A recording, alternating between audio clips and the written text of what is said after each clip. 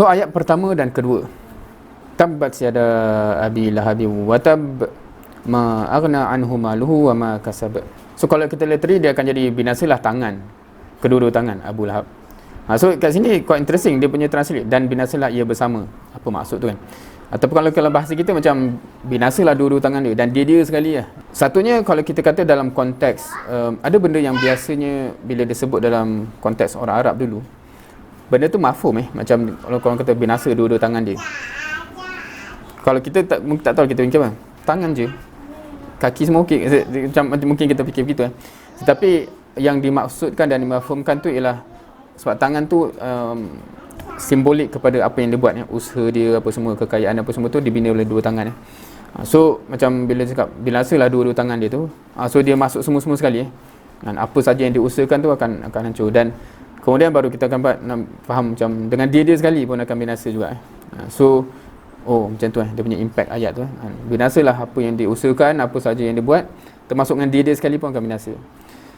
Lepas tu ma aghna anhu maluhu, takkan mengkayakan pun diri dia tu hartanya, wa ma kasab, dan benda-benda tu tak dapat nolong dia pun sebab dia dikenali sebagai orang yang ada harta, ada pemilikan yang banyak dan sebagainya. Takkan ada guna lah apa-apa yang harta-harta dia apa semua tu, dan benda tu takkan tolong dia pun. So itu dua ayat yang secara zahirnya cakap pasal balasan dunia maksudnya dia akan binasa, apa yang diusahakan semua akan binasa, dia sekali akan binasa, dan nanti apa nak kena kat dia tu, harta dia apa semua tu, jangan risau, takkan boleh tolong dia balik pun.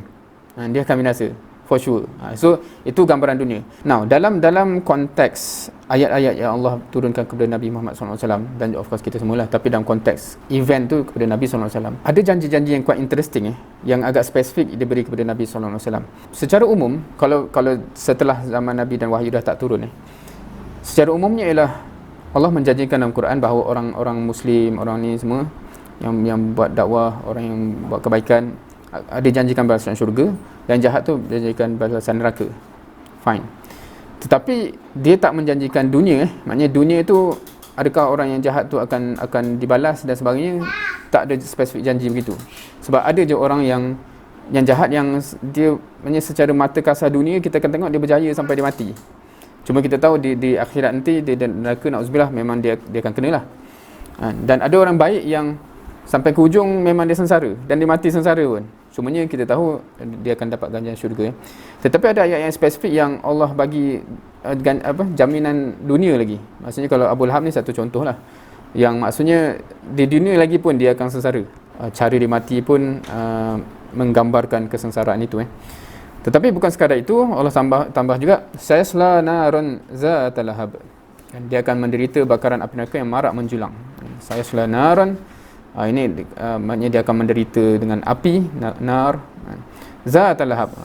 Ini gambaran api tu macam mana kalau translation kat sini, api tu marak, tinggi, menjulang. Nah, satu ni quite interesting yang kita akan ponder kejap lagi, ialah perkataan ini perkataan ini dalam ayat ketiga ni Allah refer kepada ciri-ciri api tu maknanya api yang marak menjulang tu yang akan membakar Abu Lahab Tapi inilah juga nama dia, Abu Lahab, inilah perkataan dia. Nanti kita akan tengok kenapa nama dia gitu, dan kenapa Allah guna begini. Sebab satu persoalan ialah macam ni, macam kita bincang semalam, Abu Jahal panggilan asal dia adalah Abul Hakam.